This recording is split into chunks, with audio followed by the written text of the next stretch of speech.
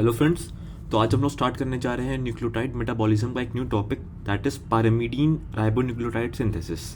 Okay, सो pyrimidine ribonucleotide का synthesis हम लोग पढ़ेंगे। तो ये आप देख सकते हैं, ये एक पायरिमिडीन रिंग है। तो पायरिमिडीन रिंग कुछ इस तरह होता है।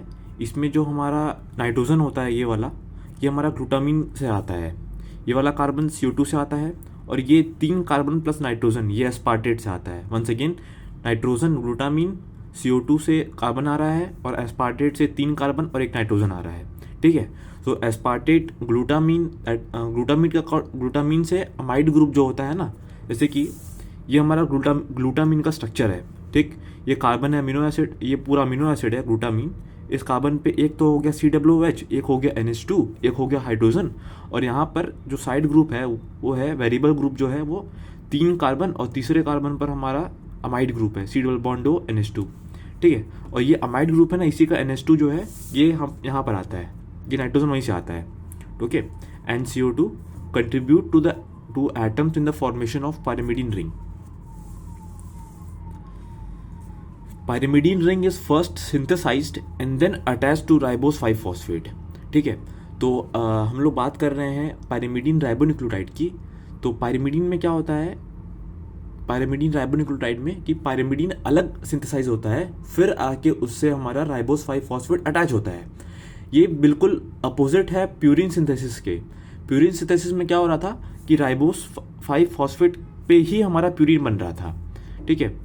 Pyrimidine ring is first synthesized and then attached to ribose 5-phosphate. This is in contrast to purine nucleotide synthesis, wherein purine ring is built upon a pre-existing ribose 5-phosphate. क्योंकि purine ring जो था वो हमारा ribose 5-phosphate के ऊपर ही atoms add होने की वजह से उस पर प्यूरिन राइबोन्यूक्लियोटाइड बन रहा था।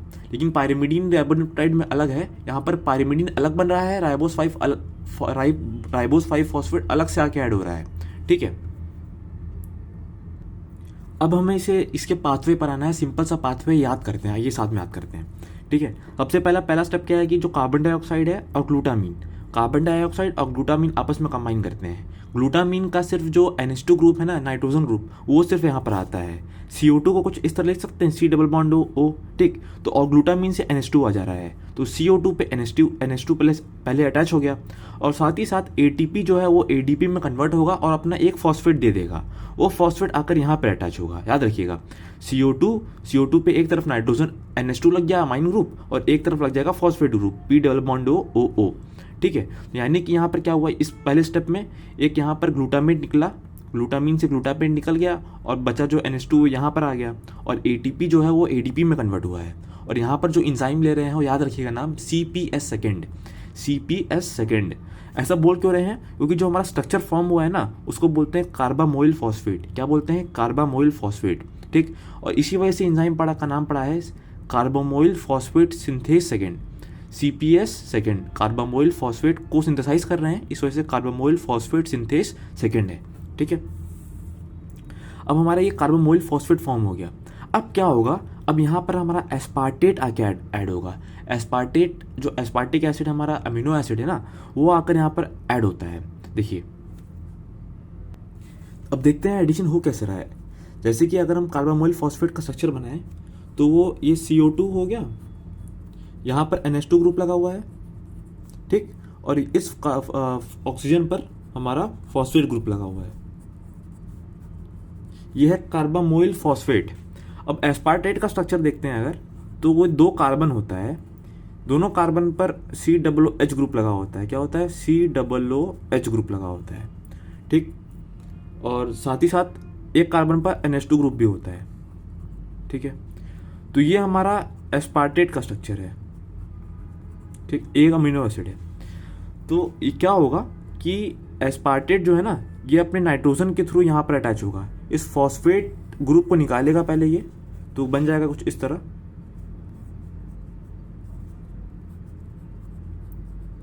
ठीक, यहाँ पर नाइट्रोजन के थ्रू ऐड होगा NH, और यहाँ पर हो जाएगा COOH।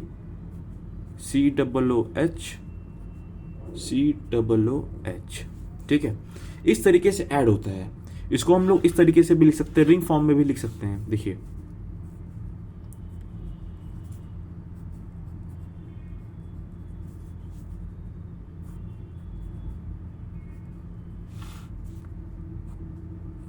ये और ये एक COOH इस पे, और इसका जो COOH है उसको इस फॉर्म में लिख सकते हैं, C डबल बॉन्ड OH।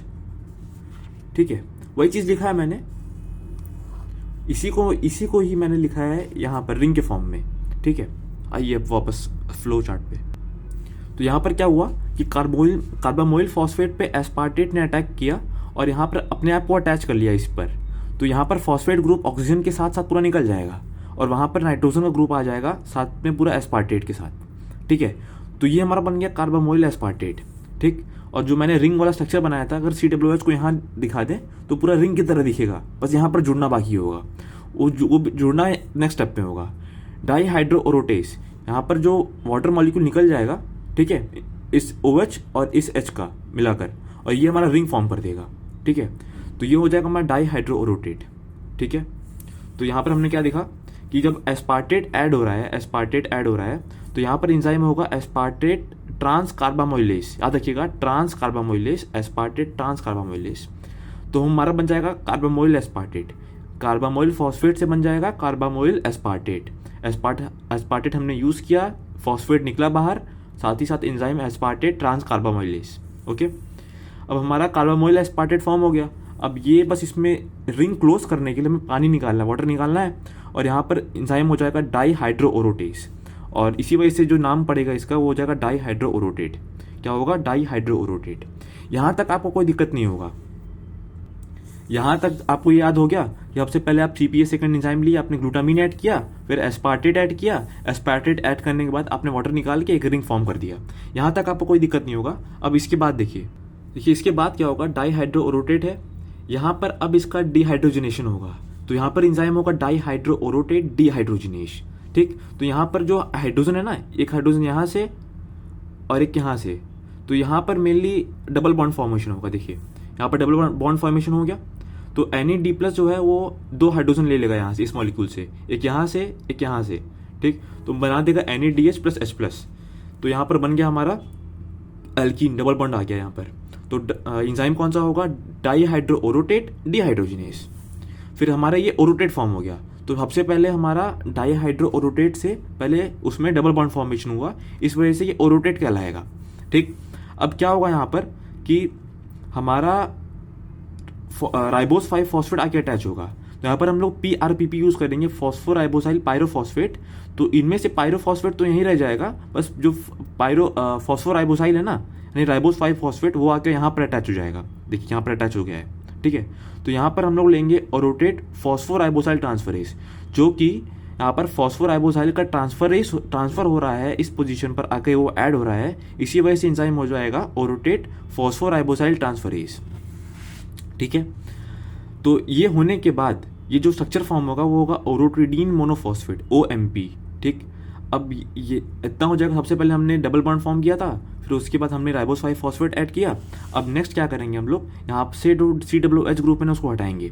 तो ओरोटिडीन मोनोफॉस्फेट में से अगर हम COOH ग्रुप हटा दें तो ये बन जाएगा हमारा यूरिडीन मोनोफॉस्फेट, UMP। इसको हटाने के लिए हम लोग OMP डी कार्बोक्साइलेज लेंगे, क्योंकि हम लोग जो COOH है ना इसको CO2 के फॉर्म में निकाल रहे हैं। तो यहाँ पर जो एंजाइम होगा डी कार्बोक्साइलेज, और जो कि OMP से निकाल रहे हैं, ओरोटिडीन मोनोफॉस्फेट से निकाल रहे हैं, इस वजह से OMP डी कार्बोक्साइलेज एंजाइम हो जाएगा। तो हमारा बन जाएगा यूरिडीन मोनोफॉस्फेट, UMP। तो हमने 3 स्टेप किया।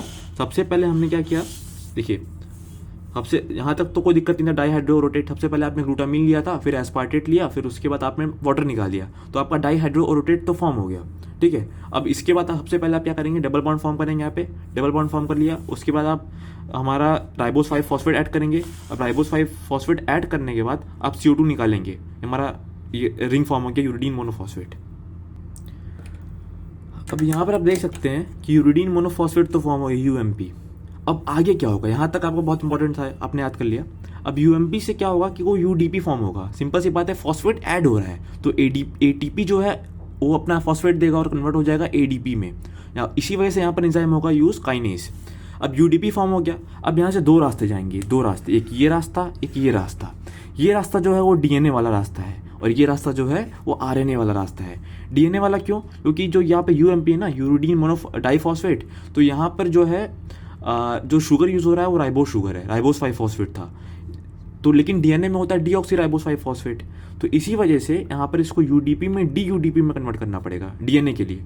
तो इसी वजह से यहाँ पर थायोरिडॉक्सिन जो है वो लेंगे हम लोग, ये रिड्यूस्ड फॉर्म से कन्वर्ट होगा ऑक्सीडाइज फॉर्म में। Thioredoxin of the reduced form will convert into the thioredoxin of oxidise form for the conversion of UDP into DUDP, that is for the conversion of ribose sugar into deoxyribose sugar। और यहाँ पर enzyme होगा ribonucleotide reductase. ठीक, reductase क्यों? क्योंकि reduction हो रहा है। यूडीपी में राइबोस शुगर में हमारा सेकंड पोजीशन पर ऑक्सीजन OH ग्रुप होता है, लेकिन DUDP में उस OH ग्रुप की जगह सिर्फ हाइड्रोजन होता है, यानी कि एक ऑक्सीजन निकल रहा है। ऑक्सीजन का रिमूवल होता है रिडक्शन, इसी वजह से इंजाइम होगा राइबोन्यूक्लियोटाइड रिडक्टेज। जब DUDP फॉर्म हो जाएगा, डीऑक्सी यूरिडीन डाइफॉस्फेट, तो हम लोग बनाएंगे डीऑक्सी थायमिडीन मोनोफॉस्फेट। ठीक है, अब देखिए थायमीन की बात करें और यूरिडीन की बात करें। थायमीन में हमारा प्रेजेंट होता है CH3 मिथाइल ग्रुप, लेकिन वही मिथाइल ग्रुप हमारा फिफ्थ पोजीशन की बात हो रही है। फिफ्थ पोजीशन में यहाँ पर होता है मिथाइल ग्रुप, यहाँ पर मिथाइल ग्रुप नहीं होता, यानी कि हमें यूरिडीन में मिथाइल ग्रुप ऐड करना होगा उसे थायमीन में कन्वर्ट करने के लिए। और ऐसा करने के लिए हम लोग जो एंजाइम लेंगे वो हो जाएगा थायमिडाइलेट सिंथेज। थायमीन फॉर्म कर रहे हैं तो थायमिडाइलेट सिंथेज, और यहाँ पर जो साथ ही साथ जो मिथाइल ग्रुप देगा वो हो जाएगा N10 मिथाइलिन THF, जो कि THF में कन्वर्ट हो जाएगा। इसका जो मिथाइल पार्ट है ना, यही हमें मिथाइल ग्रुप देगा, CH3 देगा। ठीक है, N10 मिथाइलिन THF जो है वो THF में कन्वर्ट होगा। और यहाँ पर आप देख सकते हैं कि UDP जो है वो हमारा पहले कन्वर्ट होगा। ये तो हमारा बात हो गया DNA वाला। अब RNA की बात करते हैं। RNA में क्या होगा? UDP जो है UTP में कन्वर्ट होगा। वही चीज़ है कि हमारा क्या UMP से UDP, UDP से UTP, वही काइनेज एंजाइम यूज़ होगा। ATP जो है ATP में कन्वर्ट होगा। उसके बाद सिंपल है UTP से CTP फॉर्म होगा। तो यहाँ पर देखिए, अब डिफरेंस समझिए यूरिडीन और साइटोसिन में। साइटोसिन में हमारा प्रेजेंट होता है NH2 ग्रुप फर्स्ट कार्बन पे, सिक्स्थ कार्बन पर। ठीक है, लेकिन यूरिडीन में प्रेजेंट होता है डबल बॉन्ड O ग्रुप, वहाँ पर NH2 ग्रुप नहीं होता। तो यानी कि डबल बॉन्ड O को हटाकर वहाँ पे NH2 लगाना पड़ेगा।